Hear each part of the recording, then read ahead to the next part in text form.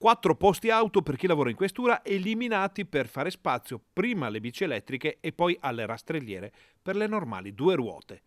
Il SAP, Sindacato Autonomo di Polizia, non ci sta e porta una rastrelliera davanti al municipio per protestare contro la scelta dell'amministrazione di eliminare i parcheggi.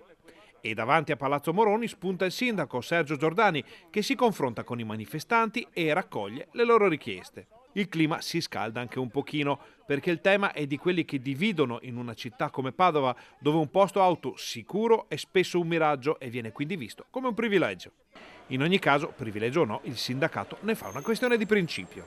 È vero che è una questione di principio, però anche una questione pratica, perché i poliziotti oggi, quando arrivano in questura per andare a fare squadra mobile, Digos, volanti, controllo del territorio, contrasto alla criminalità, divisione anticrimine, ci mettiamo dentro tutte le articolazioni, non hanno dove mettere la posta auto, se non che parcheggiare al parcheggio Rabin di Prato della Valle, dove c'è una convenzione. Alla fine le tensioni si stemperano con una stretta di mano e uno scambio di promesse e rassicurazioni.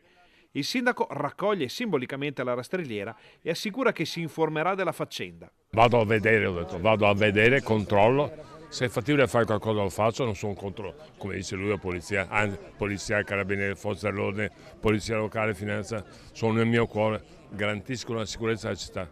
Ma dare privilegi a loro piuttosto che a uno o l'altro fa parte del mio dovere essere equilibrato. C'è ancora tempo però per un siparietto tutto calcistico che ricorda l'anima bianco-scudata del primo cittadino. Noi veniamo da Vicenza. Dov'è che viene? Vicenza. E da Venezia. E da Treviso.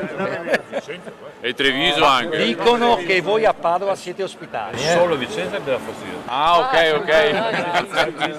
Calcisticamente parlando. Ah, giusto.